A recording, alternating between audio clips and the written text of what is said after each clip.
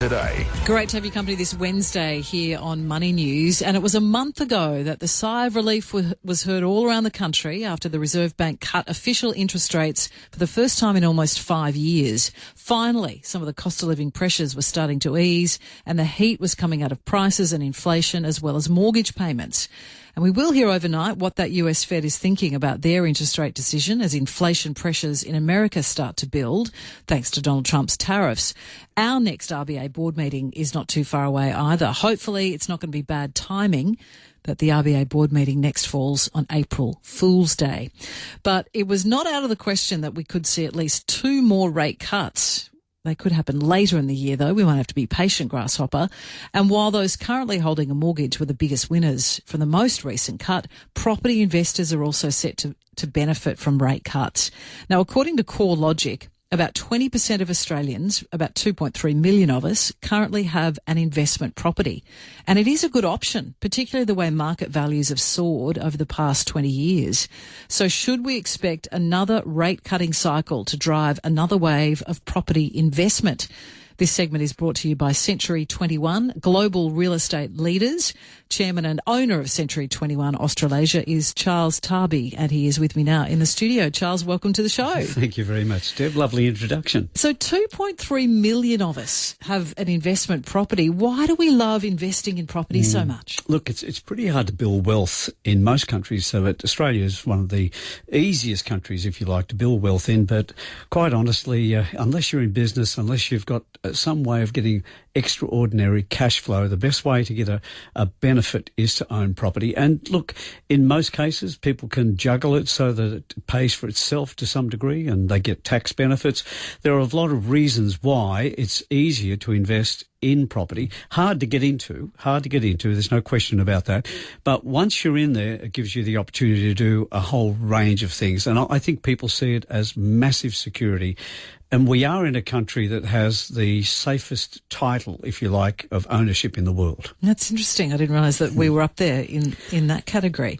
And we have had the one rate cut so far, but more down the line is the prediction. That's going to help people considering becoming an investor, isn't it? Look, it's given people a glimmer of hope. That's as best as I could say. I'm not sure that the rate reduction was forced, the pressure, the social pressure, or whether they really, really wanted to do it. It just seemed like such a small cut, small change. When you look at New Zealand led the price war when the boom was on. It was way ahead of Australia, and now it's leading the interest rate reduction significantly. They've had 3 or 4 rate reductions in New Zealand. So something's not quite right here. But I don't think it's given people enough confidence to go running out looking to purchase, because the investor home loan rates have dropped significantly. Do you expect, though, that the changing conditions will provide some new opportunities for buying? Oh, definitely. It's increased a person's ability to borrow. That's good, but not by much. And I think when people were talking about the fact that, we're now seeing a situation where the price growth has slowed down. Well, we didn't see it that way. We operate in real time, so we can see every single office transaction, everything as it's happening.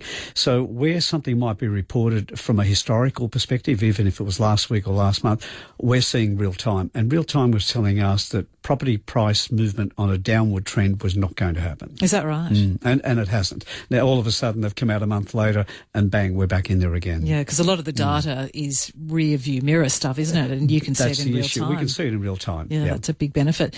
What about the rules on foreign investment? Because they've recently tightened. Are local buyers going to benefit? I think the people wanting to buy from overseas, particularly the established homes, of course, off the plan, there's still a lot of movement there. But with the established market, the percentage of people buying from overseas in that market is very small. If it's going to have an impact, it'll be a very small impact. And I honestly don't think it'll do much. And what I have noticed over the years, a lot of the overseas buyers, when they're talking about established homes, they're generally up there in price where most people aren't even able to look. Yeah, they're not considering that sort of property level. Price range. And so a lot of Australians invest in property from the figures.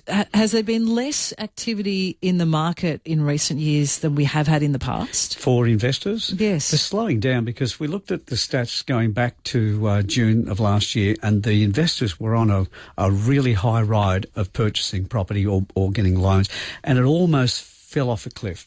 almost fell off a cliff.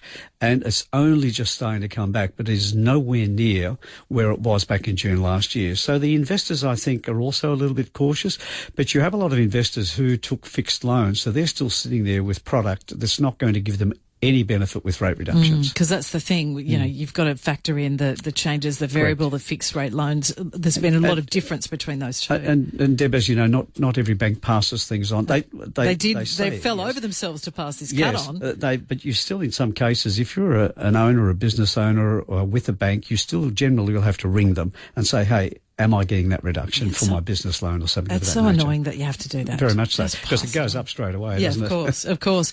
So if listeners are keen, how should they go about trying to secure well-priced investments? What are your best tips and tricks, your secrets? Yeah. Reveal all. Look, I'd say to people say, oh, you know, I've always heard it's a good time to get into the marketplace. Look, there are better good times, there are better right times than others, but a lot of people are told you've just got to get into the market, and I don't agree with that. You don't agree? Not at all, because some people will get into the market in the wrong places. They'll buy in areas where there's no capital growth. They might have high rental return, but 10 years later there's no equity gain for them to do anything with it. So I encourage people to think about that. Some people buy holiday home as an investment for their, you know, down the track we're going to live there.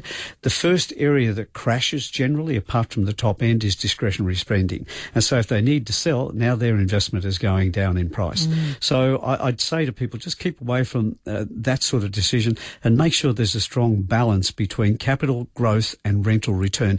Don't favour one over the other. Yeah, that's so important to look at what you'll be getting back from that investment, because, as you say, you've got to ensure that there is a return for yourself. It works, Deb. First home I sold was $18,750 in Emu Plains in 1974, and it came fully furnished with the Hillman Hunter car because the people were going overseas. Really? It had everything. It happens. You've just got to be there, and you've got to get into the right places, and you've got to be patient and wait. Yeah, if only we all had stories like that to recount. Charles, great to talk. Thanks so much. Thank you. Charles Tarby there, chairman and owner of Century 21 Australasia, joining us here in the studio on Money News.